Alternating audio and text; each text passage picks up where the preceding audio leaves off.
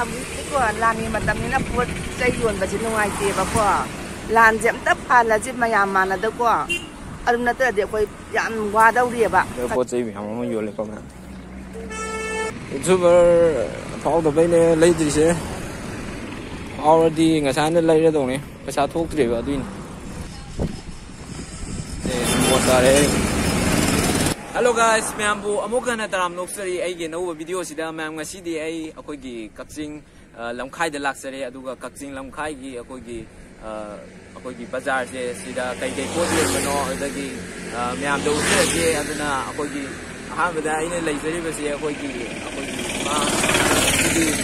ꯄꯣꯠꯐꯝꯗꯅꯦ ꯑꯗꯣ ꯃꯌꯥꯝꯗ ꯑꯩ ꯎꯠꯆꯔꯛꯀꯦ ꯀꯩꯀꯩ ꯄꯣꯠ ꯌꯣꯟꯕꯅꯣ ꯏꯃꯥꯒꯤ ꯍꯥꯏꯕꯗꯣ ꯃꯌꯥꯝ ꯂꯣꯏꯕ ꯐꯥꯎꯗꯪ ꯃꯤꯠꯌꯦꯡ ꯇꯥꯃꯤꯟꯅꯁꯤ ꯃꯌꯥꯝ ꯌꯦꯡꯕꯤꯌꯨ ꯑꯩꯈꯣꯏꯒꯤ ꯑꯕꯣꯛꯀꯤ ꯄꯣꯠꯐꯝꯁꯦ ꯁꯤꯗ ꯀꯩꯅꯣ ꯀꯕꯣꯛ ꯑꯗꯒꯤ ꯁꯤꯗꯁꯨ ꯀꯕꯣꯛ ꯃꯈꯜ ꯃꯌꯥꯝ ꯑꯃ ꯌꯣꯜꯂꯦ ꯑꯗꯒꯤ ꯁꯤꯗꯁꯨ ꯑꯩꯈꯣꯏꯒꯤ ꯆꯨꯍꯤꯒ ꯇꯣꯠꯄ ꯑꯗꯒꯤ ꯁꯤꯗꯁꯨ ꯀꯕꯣꯛ ꯍꯤꯡꯇꯣꯠ ꯀꯔꯤ ꯀꯔꯥ ꯑꯗꯒꯤ ꯕꯣꯔꯥ ꯑꯗꯒꯤ ꯁꯤꯗ ꯁꯣꯏꯕꯨꯝ ꯑꯗꯒꯤ ꯁꯤꯗ ꯇꯟ ꯆꯥꯛꯍꯥꯎ ꯇꯟ ꯑꯗꯒꯤ ꯁꯤꯗ ꯆꯥꯁꯨꯕꯤ ꯑꯗꯒꯤ ꯁꯤꯗꯅ ꯇꯟ ꯑꯀꯪꯕ ꯃꯌꯥꯝ ꯑꯃ ꯌꯣꯜꯂꯦꯀꯣ ꯃꯌꯥꯝ ꯑꯩꯈꯣꯏꯒꯤ ꯑꯕꯣꯛꯅ ꯀꯔꯤꯒꯨꯝꯕ ꯈꯔꯗꯪ ꯐꯣꯡꯗꯣꯛꯆꯈꯤ ꯃꯌꯥꯝꯗ ꯑꯗꯨ ꯇꯥꯃꯤꯟꯅꯁꯤ ꯃꯌꯥꯝ ꯍꯧꯖꯤꯛꯇꯤꯀꯣ ꯂꯥꯟꯒꯤ ꯃꯇꯝꯅꯤ나 ꯄꯣꯠ ꯆꯩ ꯌꯣꯟꯕꯁꯤ ꯅꯨꯡꯉꯥꯏꯇꯦꯕꯀꯣ ꯂꯥꯟꯁꯦ ꯑꯝꯇ ꯐꯍꯜꯂꯁꯤ ꯃꯌꯥꯝ ꯃꯥꯟꯅꯗꯀꯣ ꯑꯗꯨ ꯅꯠꯇ꯭ꯔꯗꯤ ꯑꯩꯈꯣই ꯌꯥꯝ ꯋꯥꯗꯧꯔꯤꯑꯕ ꯀꯛꯆꯤꯡꯁꯨ ꯑꯗꯒꯤ ꯏꯝꯐꯥꯜꯁꯨ ꯆꯞ ꯃꯥꯟꯅꯩ ꯀꯣ ꯑꯁꯤ ꯍꯥꯏꯔꯒ ꯃꯇꯥꯡ ꯁ꯭ꯋꯥꯏꯗ ꯂꯣꯏꯁꯤꯟꯖꯔꯒꯦ ꯑꯗꯨꯅ ꯍꯧꯖꯤꯛꯁꯦ ꯑꯩꯈꯣꯏꯒꯤ ꯂꯥꯟ ꯃꯇꯝꯅꯤꯅ ꯑꯩꯈꯣꯏꯒꯤ ꯑꯕꯣꯛ ꯍꯣꯏꯁꯨ ꯑꯩꯈꯣꯏꯒꯤ ꯄꯣꯠ ꯌꯣꯟꯕꯗ ꯑꯩꯈꯣꯏꯒꯤ ꯌꯣꯟꯐꯝ ꯈꯪꯗꯕ ꯌꯥꯝꯅ ꯋꯥꯕꯗꯣ ꯊꯦꯡꯅꯩ ꯍꯥꯏꯔꯤ ꯃꯌꯥꯝ ꯑꯗꯨꯅ ꯂꯥꯟꯁꯤ ꯑꯊꯨꯕ ꯃꯇꯝꯗ ꯂꯣꯏꯁꯤꯟꯅꯉꯥꯏꯒꯤ ꯍꯣꯠꯅꯃꯤꯟꯅꯁꯤ ꯃꯌꯥꯝ ꯁꯤ ꯀꯌꯥ ꯄꯤꯅꯣ ꯑꯗꯨꯔꯣ ꯑꯗꯨ 10 ꯄꯤꯕ ꯌꯥꯎꯔꯝ 10 ꯄꯤꯕ ꯑꯃꯒ ꯂꯧꯒꯒꯦ ಅದು ಲೋಜ ಕುಂಬಿ ಬಂದ್ರು ಸಿಮಗಲು ಸೊ ಇಲ್ಲ ಸಲ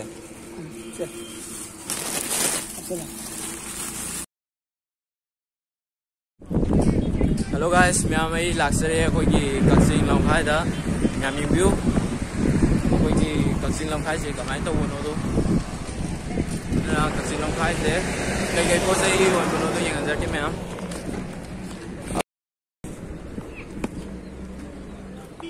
Kita pot chai miyam ama yoleko miyam Kuki thang kari ka oh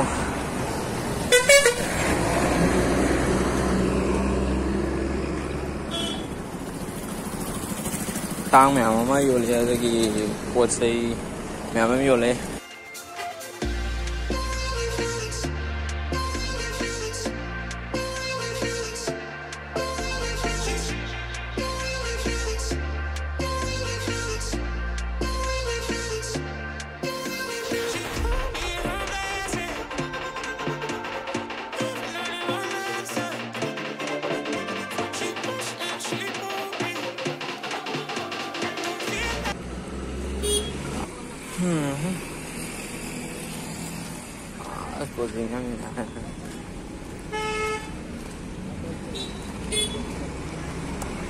Review akhoi nakan sida mayam ama lere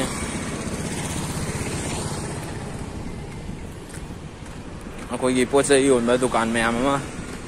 akhoi Thawan haigatpa lamben sida nakan sida ba review Vishal asida lemane Vishal se review akhoi som da su akhoi Lamkhai Bazaar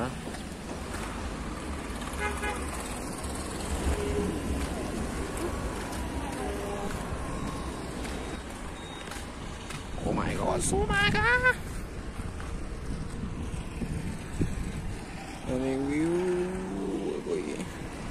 Review akhoi sida support mayam ama leire Oh my god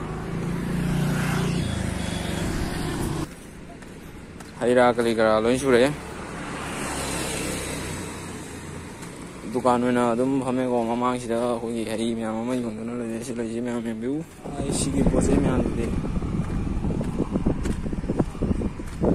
hai myam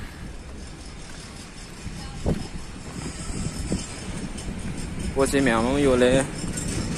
thang kari kara si do lon shu le ai si thang de mo sa le Pukri kaya lon shu le thang alai be am chandan kare ga YouTuber phao da bai ne lai tri se already ngasai ne lai ra dong ne paisa thok tri ba duin myam sau bia de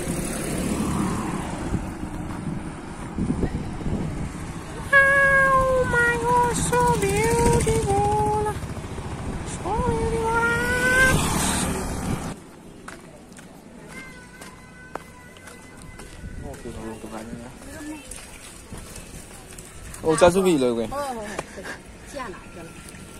Cô cái gì vậy? Cô ini. Cha su bi cái đó là mix đâu rồi đó. Cha su bi cái đó lâu rồi kìa. Cả piket ama. Piket đấy kìa bên. Yang thay.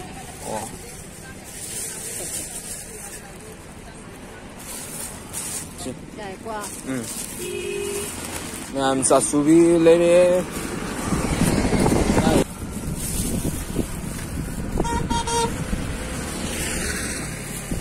Hello guys, ma'am ngasi gidi ai hanjarak le koi Kajim Bazar Kuching Lamphai ji hanjaraka ado ngasi gidi mata asida lusinjarake aduna